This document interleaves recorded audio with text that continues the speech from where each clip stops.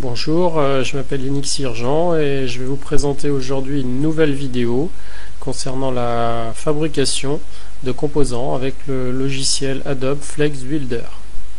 L'objectif d'aujourd'hui est de montrer comment Flex peut piloter certaines fonctions JavaScript insérées dans une page web.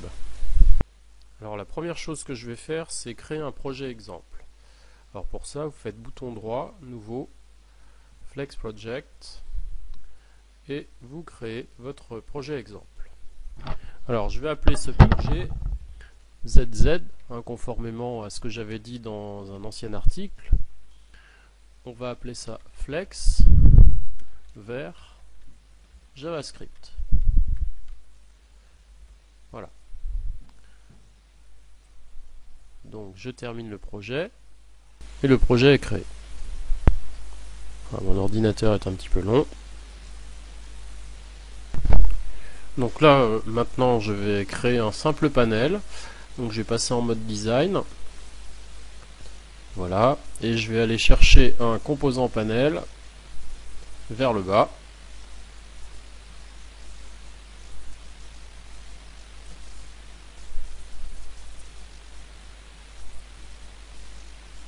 Voilà, l'action est terminée. Et ensuite, je vais nommer ce composant panel essai.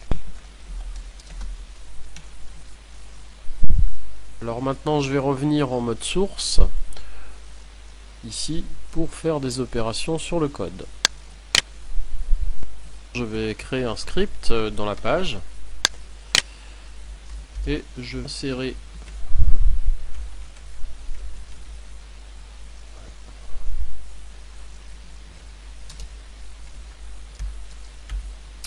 donc je vais insérer une petite fonction privée qui va appeler une boîte d'alerte.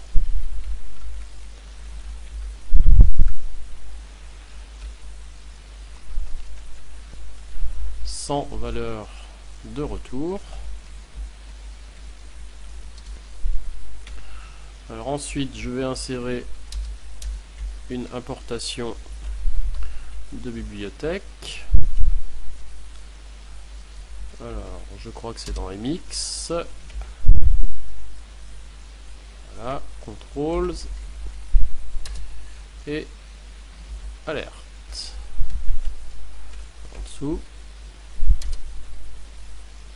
j'ai importé ma bibliothèque, donc maintenant je peux appeler ma boîte d'alerte. Donc je vais invoquer la fonction show qui me demande un texte au départ. Ensuite, un titre. Donc je vais mettre mon titre. Juste pour exemple. Alors pour faire venir cette boîte d'alerte, je vais créer un petit bouton. Donc un MX button. Avec un titre qui va s'appeler alerte par exemple.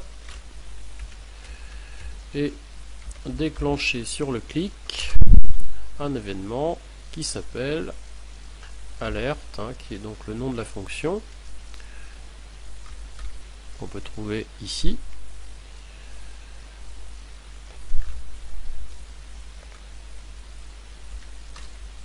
Et je ferme mon composant.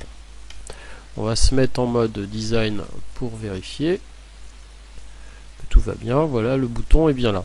Donc maintenant il suffit de compiler l'application et je vais m'apercevoir que j'ai bien ma boîte d'alerte avec un titre qui est mon titre et un texte qui s'appelle texte. Alors la première chose que je vais faire, c'est créer une variable privée que je vais appeler mavar comme ma variable de type string. Voilà. Je vais mettre un texte bidon. Et ici, au niveau de ma boîte d'alerte,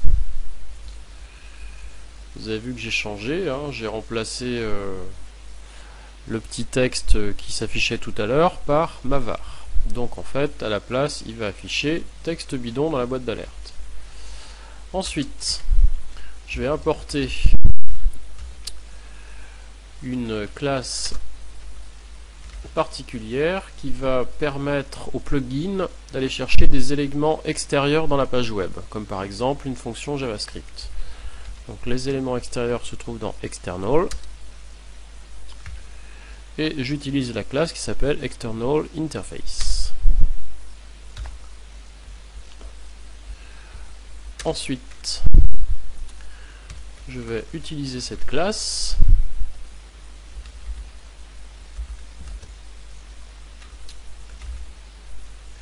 et prendre une fonction qui s'appelle la fonction call. Alors le nom de la fonction JavaScript que je vais créer tout à l'heure, je vais l'appeler ma fonction JS. Voilà. Et je vais passer le premier paramètre qui va être ma var. Et le but, ce sera que la fonction JavaScript récupère le texte bidon. Alors, je me suis aperçu que j'avais oublié une petite chose, qui était le mot-clé, évidemment, var, pour que tout fonctionne bien. Alors ça, c'est le premier travail qu'il faut faire au niveau du code source de Flex. Maintenant, il va falloir travailler sur le code source de la page web dans laquelle est intégré le plugin Flash pour rajouter la fonction JavaScript. Alors, il faut changer en fait ici le HTML template et aller voir dans index template. Donc là, on a un petit peu toute la page web qui est utilisée pour créer la page web finale. Donc ça, c'est le template, hein, c'est-à-dire le modèle. Donc on va modifier ce modèle. Alors la première chose dont on va s'apercevoir, c'est que si on compile le projet, on va avoir une erreur de sécurité. Alors cette erreur de sécurité ne va pas apparaître tout de suite, elle va apparaître quand on clique sur le bouton alerte, lorsque la fonction call est appelée.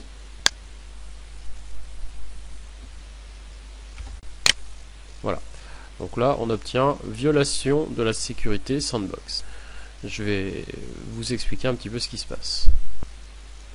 Alors en fait, si vous regardez le contenu du template de la page web qui va être créée, ici dans le répertoire HTML template et index.template.html, vous allez vous apercevoir que la variable allowScriptAccess contient une valeur qui s'appelle SameDomain. Et vous allez retrouver ça à plusieurs endroits dans le template. Alors en fait, la documentation chez Adobe précise que quand on met SameDomain, le plugin Flash ne peut pas communiquer avec les fonctions JavaScript qui sont externes au plugin. Donc il va falloir changer cette variable ici, le contenu de cette variable en always. Et il va falloir le faire à 4 endroits différents. Vous pouvez utiliser pour ça la fonction de recherche-remplacement. Et ça va aller très très vite. Il suffit en fait pour remplacer très rapidement de sélectionner SameDomain à la deuxième occurrence rencontrée, puisque la première c'était ici. Une fois que vous avez fait ça, vous appuyez sur les touches CTRL F de votre clavier. Ça s'affiche automatiquement ici dans Find. Vous mettez le Always dans la zone de remplacement. Vous remplacez le premier, le second et le troisième.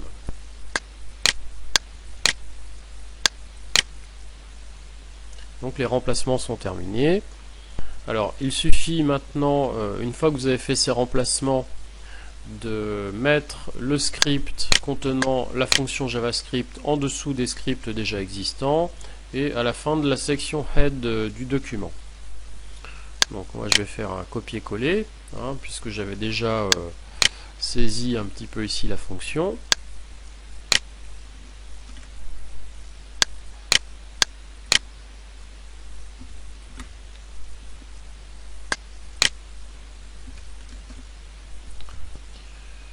Alors une fois qu'on a sélectionné, on peut appuyer sur la touche Tab pour indenter un petit peu. Donc au niveau de notre script, alors Shift Tab permet de faire le contraire, de désindenter. Donc la fonction JavaScript qui s'appelle fonction ma fonction JS qu'on avait vu tout à l'heure.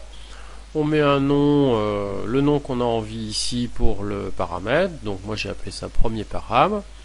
Et je vais afficher, le but ça va être d'afficher cette fois-ci non pas une boîte d'alerte Flex, mais une boîte d'alerte JavaScript, et qui contient juste comme argument, comme paramètre, premier param.